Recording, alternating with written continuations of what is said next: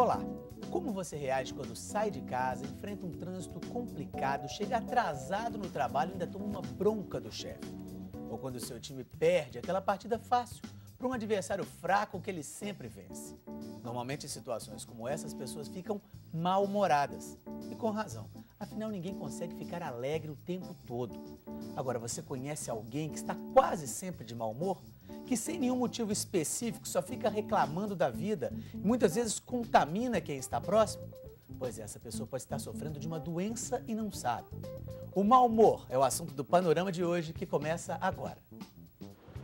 Segundo a Organização Mundial de Saúde, 3% da população podem sofrer de distimia, uma doença que afeta o humor e pode causar depressão. Pesquisas apontam que as mulheres apresentam mais alterações de humor que os homens. E o mau humor no trabalho, até quanto isso influencia na produtividade?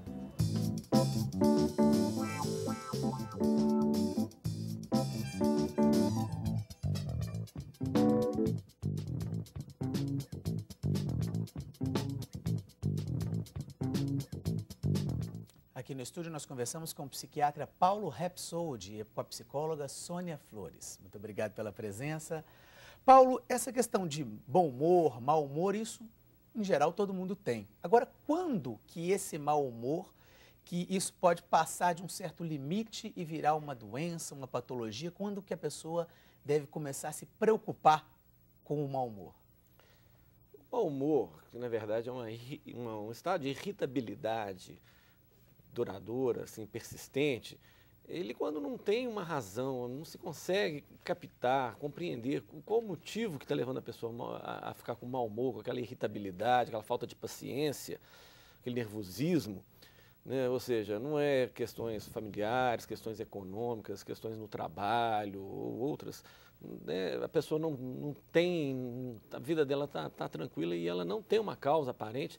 Aí a pessoa tem que estar alerta, pode estar sofrendo realmente de uma doença e não de um mau humor que a gente considera um mau humor reacional ao estado estressante que ela está vivendo, mas sim um mau humor em consequência a uma enfermidade mental que pode ser ou a distimia ou uma depressão mesmo maior. E quando que é esse limite, vamos dizer assim? Há um momento em que a própria pessoa percebe isso, outras pessoas podem perceber e alertá-la? Como é que funciona mais ou menos isso? A pessoa normalmente ela começa a ficar mal-humorada, ou seja, irritada, nervosa, sem paciência com nada, brigando à toa, se irritando à toa com as coisas. Se há uma razão, a própria pessoa que padece disso, ela na verdade, ela pode ter até dificuldade, não querer enfrentar aquilo, precisar de uma ajuda leiga ou uma ajuda inclusive profissional, né, psicoterapêutica, psicológica. Mas acaba captando isso. Agora, quando não tem nada, ninguém percebe nada e a pessoa ela tem esse mau humor que já está influenciando gravemente e, além disso, começa a aparecer outros sintomas, como angústia, tristeza, chora à toa, desanimada, concentração reduzida, aí ela realmente está padecendo de um transtorno do humor depressivo, seja um depressivo mais duradouro, uma distimia, ou um depressivo mais localizado, que é um episódio, uma depressão mesmo. Sônia, como é que você vê essa questão? Além da questão do mau humor, você disse que a gente não pode falar do mau humor sem falar também da questão do bom humor, né? Como é que é isso? Como é que uma pessoa normal divide essas questões e quando que a coisa já está, vamos dizer assim, caminhando para alguma patologia? Bom, olha, o humor é um composto, né, de situações afetivas e situações orgânicas também, né, como vocês acabaram de dizer. E isso tem uma variação, uma leve variação durante o dia, conforme os acontecimentos externos e também conforme os acontecimentos internos. No início do programa, viu-se que as mulheres têm mais mau humor ou mais uma situação variável de humor do que os homens. Uhum. Por quê? Porque a mulher, todo mês, tem uma variação hormonal muito maior do que as dos homens, né? Então isso já justificaria justamente essa alteração, uma coisa, no caso, orgânica. Orgânica, justifica. Então, esse composto, né, de elementos que formam o que a gente chama de humor, E o humor seriam esses líquidos hormonais que nós temos. Antigamente, a gente até dizia assim, o fulano tá cheio de bilis, não sei, porque também era um dos humores, 4 humores que compunham, né, o que a gente chama de humor. Então, assim, o humor, ele pode e deve ser administrado por cada um de nós. Mas é fácil administrar? Ou para algumas pessoas é mais difícil? Olha, nada é fácil na nossa vida. Né?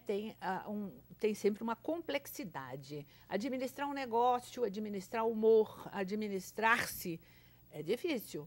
Sócrates já dizia, conheça-te a ti mesmo. Então, hoje nós temos muitos conhecimentos a nosso respeito e ajuda a administração, né? O que nós estamos aqui dizendo a respeito dessa composição do humor, que vai de um polo ao outro, né? Vai desde o mau humor ao bom humor, vai então desde uma situação de sofrimento a uma situação de extrema alegria. E no meio, como diz sempre, né? O meio, o próximo do meio, seria assim... O equilíbrio? O equilíbrio, exatamente. Isso aí é uma coisa antiga que serve para ilustrar também sobre o humor. Só que, veja, se nós conseguimos, né, e a gente consegue administrar esse humor, nós temos ganhos até no mercado de trabalho.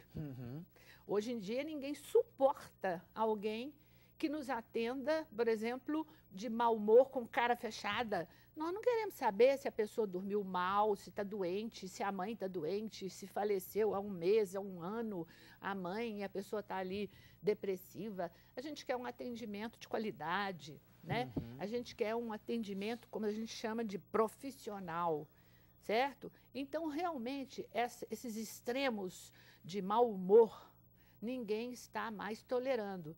E o mais interessante é que cada vez mais está aparecendo pessoas que estão se justificando com um comportamento inadequado. Ah, mas eu tenho toque. Ah, mas eu tenho mau humor. Ah, eu sou depressiva. Então, vai se tratar. Está virando uma justificativa, às vezes, por uma coisa que talvez nem seja tão grave. Inclusive, o seguinte, até delitos graves, as pessoas estão querendo justificar e acham que se está explicado, pronto, eu sou inocente. Não, você é responsável, sim, cada vez mais pelo seu comportamento, a não ser casos extremos, né, de uma esquizofrenia, que também tem graus. Tem o esquizoide e o esquizofrênico. Então, é um esquizofrênico, ou uma outra situação patológica que traz um tipo de humor, né, de acordo com as situações patológicas. Mas, em regra geral, olha, tem até um livro chamado Inteligência Emocional, que trata muito bem desse assunto da inteligência e emoção.